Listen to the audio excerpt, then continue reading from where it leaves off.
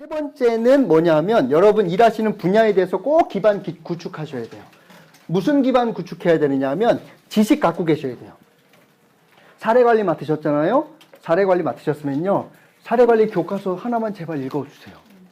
하나만이라도. 예. 근데 대부분 안 읽어요. 그러면 무슨 생각이 드느냐면 사례관리는 일하는 제목으로부터 내용을 유추해요. 그래서 사례를 관리하는 건가 봐. 이렇게 생각해 보려고 그냥 막 계속 관리만 해요. 그래서 매니지먼트 하는 거라고. 이렇게 하는 쪽으로 가는데 내용을 안 읽는 거예요. 그래서요. 교과서 하나 꼭 읽어주시면 좋겠고 그리고 사례 관리와 관련해서 세미나나 그런 곳에서 있었던 자료집 같은 것들을 꼭 구해서 지식으로 채우시면 좋겠어요. 예. 근데 우리 공부가 대부분 이렇거든요. 학교에서 예를 들면 지역사회복지론 이라고 수업은 들으셨는데 그 지역사회복지론 교과서 처음부터 끝까지 읽으신 적은 없죠. 예. 우리가 그 과목을 수강하면 마치 아는 것처럼 생각하시거든요. 근데 아까 말씀드렸듯이 내재화 하셔야 돼요. 내 것으로 생각해 보셔야 되고 그렇게 해야 어디서 안 휘둘려요? 평가 때 안 휘둘려요. 내가 이 지식을 갖고 있어야 되잖아요. 지식을 가지고 사업계획서 쓸 때 이 교수님이 쓴 이 교과서의 이 지식으로 우리가 사례관리를 한다 라고 써놓기 시작하잖아요. 그러면 평가단이 와서 이렇게 하는 건 아닌 것 같아요 라고 할 때 그 평가단은 누구랑 싸워야 되는 거예요? 교수님이랑 싸워야 되잖아요. 그래서요, 지식적 근거가 명확해야 여러분들이 나중에 내 뜻대로 할 수 있으면서도 평가단에 덜 휘둘리게 되는 거예요.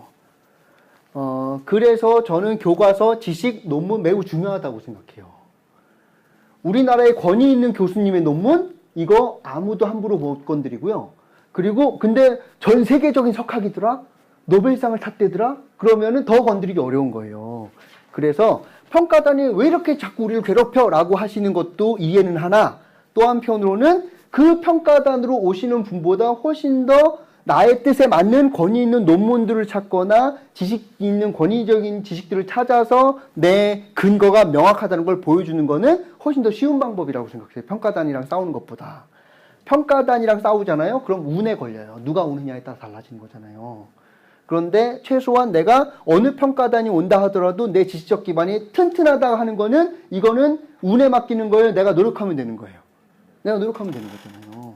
그래서 그렇게 넣으시면 좋겠고요. 정보도 꼭 넣으시면 좋겠어요. 제도나 정책이나 이용 방법 같은 것들도 꼭 내가 하는 일에 대한 정보. 그래서 사례 관리하실 때 전세자금 대출이든 이런 것들 다 있으시잖아요. 그런 정보들 취합해 놓으셔야 돼요. 내가 어떤 일을 맡으면요. 그것에 대한 지식뿐만 아니라 정보도 마련해 놓으시면 좋겠고 그 다음에 기술이 있어야 되는 거죠. 당연히 행정적인 기술과 사회사업 기술이 있어야 된다고 생각해서 그래서 컴퓨터 활용 기술 이런 것들도 있어야 될 뿐만 아니라 사회사업 하는 기술도 있으면 좋겠어요. 아마 요번 7번 앞으로 하는 것들은 기술 여러 가지 나올 거예요. 눈을 바라봐라 이런 것들. 그리고 난 다음에 네 번째 인맥이 있어야 된다고 생각해요. 이거 꼭 있으셔야 돼요. 사례 관리 잘하고 싶잖아요. 그러면 누구랑 관계 맺으시면서 인맥 가지셔야 돼요. 사례 관리 잘 하고 있는 동료 사회복지사, 선배 사회복지사랑 좋은 관계 있어야 그래야지 채워져요. 그래서 지역 내에도 지역 바깥에도 해당 분야 전문가랑은 꼭 인맥 맺으세요. 그렇게 하시는데 그렇게 하려면요. 이론과 실천 절대 다르지 않은 거예요. 가끔 현장에서 이런 얘기하거든요. 이론과 실천은 다르다고 라고 얘기하시는데 그렇지 않다고 저는 믿어요. 단지 그 이론이 지금 이 상황에 맞지 않는 거예요. 모든 이론은 적용되는 상황이 있고 적용 안 되는 상황이 있는데 어떤 이론을 갖고 와서 모든 상황에 적용하려고 하면 당연히 안 되는 거예요. 그러니까 부엌칼은 부엌에서만 쓰면 유용하고 그 다음에 중식칼은 중식에서 쓸 때 유용한 것이고 그 다음에 상대방을 죽일 때 쓰는 대검은 부엌에서 쓰면은 쓸 수는 있죠. 쓸 수는 있는데 효율적이지 않다는 거예요. 잘 안 맞고. 그래서 수레는 어디서 잘 갈까요? 바다에서 잘 갈까요? 육지에서 잘 갈까요? 육지에서 잘 가죠. 수레는. 근데 수레가 육지에서 잘 갔다 그래서 바다에서도 잘 갈까요? 못 갈까요? 못 가겠죠. 근데 배는 어디에서 잘 가요? 바다에서. 바다에서 잘 갔으니까 육지에서도 잘 갈 것이다. 그래서 산에 올라갈 때 배를 끌고 가면 어떻게 될까요? 힘은 들고 앞으로 가긴 할까요? 안 갈까요? 조금은 가겠죠. 예, 근데 못 간다는 거예요, 제대로. 그래서 이론이라고 하는 건 항상 있어요. 그래서 거꾸로 하시는 거예요. 이론을 찾아서 내 사업 계획서에 적어야 될까요? 아니면은 내가 하고 싶은 바를 먼저 설정해 놓고 그 설정한 것에 맞는 이론들을 찾아야 되는 걸까요? 후자로 가셔도 돼요. 후자로 가셔도 돼요. 그러면 여러분들 어떻게 해보고 싶잖아요? 그럼 어떻게 해야 돼요? 그거 찾으세요. 근데 지금 여러분들이 하는 고민은 여러분들이 세계 최초로 하는 고민일까요? 아니면 이게 원래 다 있을까요? 신기하죠? 내가 뭐가 필요하다고 생각하잖아요? 한 사람이 있어요. 반드시 있습니다. 단지 사회복지 영역이 아닐 뿐일 수 있어요. 그리고요. 거인의 어깨에 올라서서 더 넓은 세상을 바라보라고 뉴턴이 얘기했다고. 여기서의 거인은 누구예요? 이전에 다 공부하셨던 그 사람들 위에 올라가서 보면 훨씬 더 빠르게 볼 수 있다는 거예요. 그러면요. 적극 찾아보시면 좋겠어요. 근데 대부분은 어떻게 하세요? 그냥 상식으로 하세요. 상식으로. 그리고 근거를 안 찾고 말로 설명하세요. 관장님한테 가서 이렇게 도우면 좋겠어요. 그러면 관장님께서 근거를 대보게 막 그러면은 그럼 날 믿어주지 않고 막 이렇게 하시거든요. 누가 믿어요 그걸. 말로 하는데. 그러면은 오히려 적극적으로 자료를 찾아서 근거 백업 자료로 넣는 게 중요하다고 생각하고, 그래서 교과서든 세미나든 이런 것들 열심히 찾아서 백업해서 어떻게 하셔야 돼요? 어느 수준까지? 소논문 수준으로는 최소한 이론적 배경 꼭 넣으세요. 사업계획서 안에 이론적 배경을 쓰는 란이 없다고 해도요, 내가 만들어서 넣으세요. 저도 사업 계획서 쓸 때 이런 거 다 넣었어요, 일부러. 왜냐하면 누구부터 설득시켜야 되는 거예요? 여러분, 기관에서 여러분들이 무슨 사업을 하겠다고 하면 기관이 전폭적으로 지원해 주는가요? 아니면은 차곡차곡 하나씩 다 설득시켜야 되나요? 다 설득시켜야 되잖아요. 그러면은 누굴 설득하기 위해서라도 해야 되는 거예요? 팀장님. 그리고 과장님. 그리고 과장 위에 누가 있어요? 부장님. 부장님 위에 또 누가 있어요? 어느 조직은 부관장님이 계시고 부관장님을 또 설득하면 관장님이 있잖아요. 그러면은 일부러 저 이것까지 썼어요. 이것까지 써가지고 올리는 거예요. 미국의 어느 교수님에 의하면 이렇게 해가지고 올리면 조금씩 수긍될 가능성이 높아져요. 그래서요, 저는 사업할 때 아이디어만 가지고 하는 게 아니라 채무 탈출 프로그램이라 프로젝트라고 하는 폴더를 컴퓨터 안에 만들고 여기에 써먹을 만한 이론적 배경이 무엇이 있을까를 찾아서 하여튼 눈에 보이는 데 다 집어넣었어요. 일단 쌓아야 돼요. 데이터를 쌓아야, 그래야지 그걸 묶어서 정보를 만들 수 있고, 정보를 묶어야 지식이 만들어지는 거예요. 그래서 이론적 배경과 관련된 논문인 것 같다? 하여튼 조금이라도 관련된 거 다 집어넣고, 선행 사례가 있는 것 같으면 다 집어넣고, 유사 사업계획서 있는 것 같다? 그럼 다 집어넣고, 그 다음에 방법 사례로서 도움이 되는 것 같다라고 하면 사회복지 영역이든 아니든 상관없이 다 집어넣는 거예요. 그렇게 해서 요 네 가지의 것들을 조합하면 어떻게 되는 거예요? 사업계획서 하나를 만들 때 밑에 각 줄을 계속 달릴 수 있는 거죠.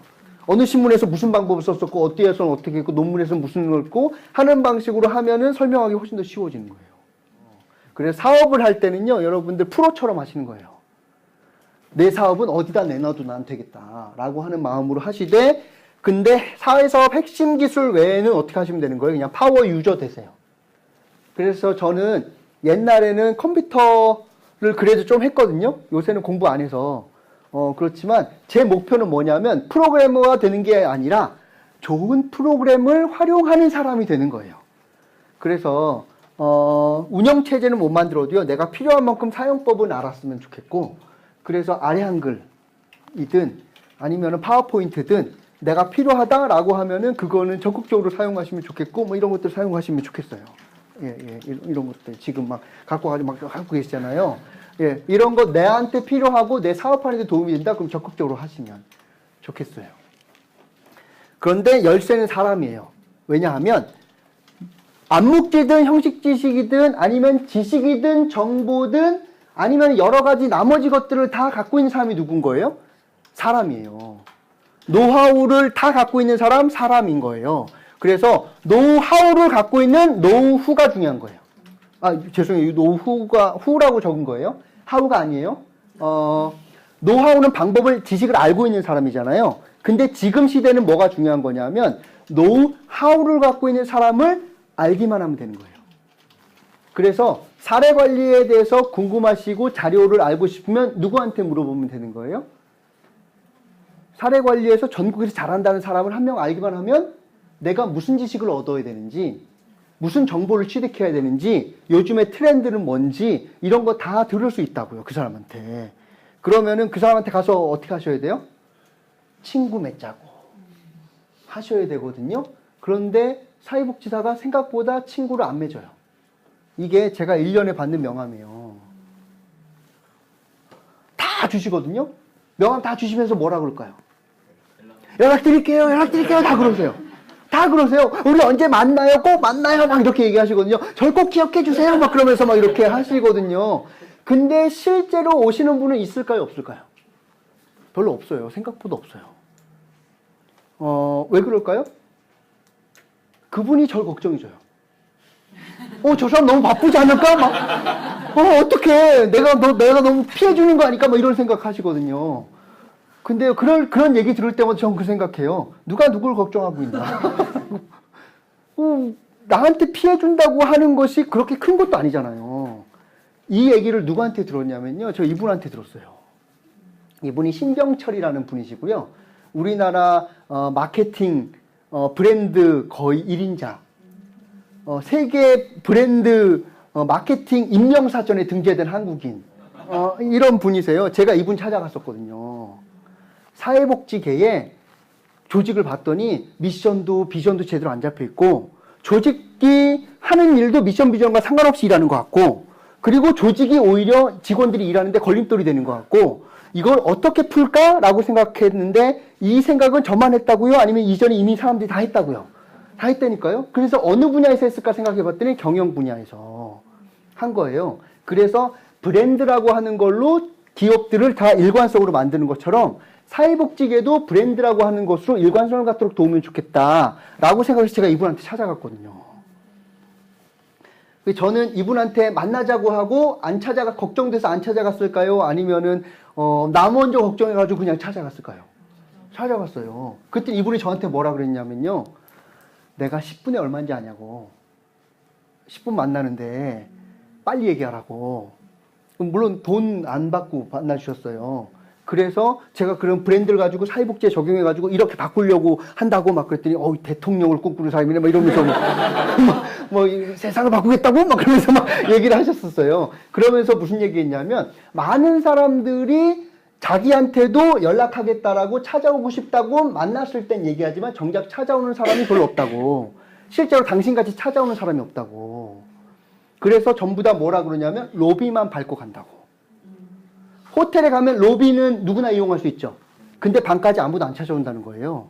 그래서 당신이 지금 처지가 더 힘든 상황이냐, 내 처지가 더 힘든 상황이냐. 나는 브랜드 이렇게 1등 이렇게 해가지고 하는 사람인데 당신은 새로운 걸 만들려고 하는 사람이니까 누가 더 급하냐고. 그래서 급한 사람이 찾아와야지 나보고 찾아오라고 그래야 되냐고. 라고 얘기하시면서 그때 알았어요. 생각보다 유명한 사람들은 덜 바쁘구나.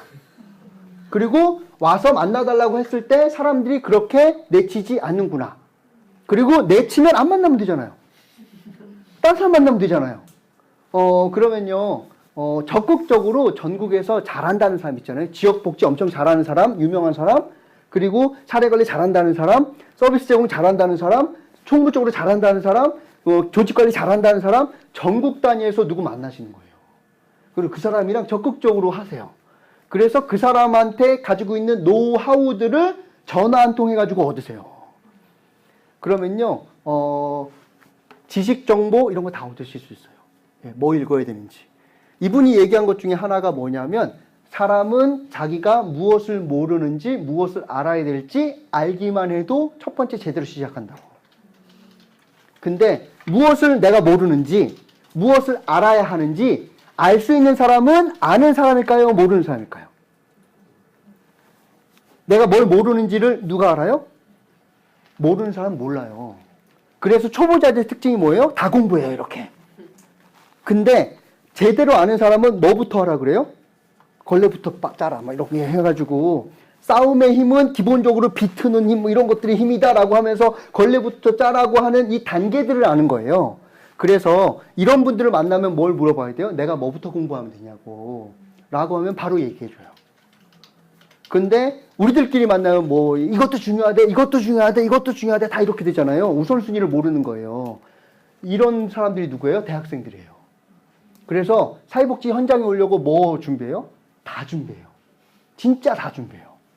이건 모르니까 다 준비하는 거예요. 아는 사람한테 물어봐야 내가 뭘 모르는지를 깨닫게 되고 그것부터 공부해서 빠르게 순서대로 학습할 수 있거든요. 그래서 꼭 아는 사람이 있어야 돼요. 멘토가 있어야 돼요. 예. 그런 사람 꼭 잡으시면 좋겠어요.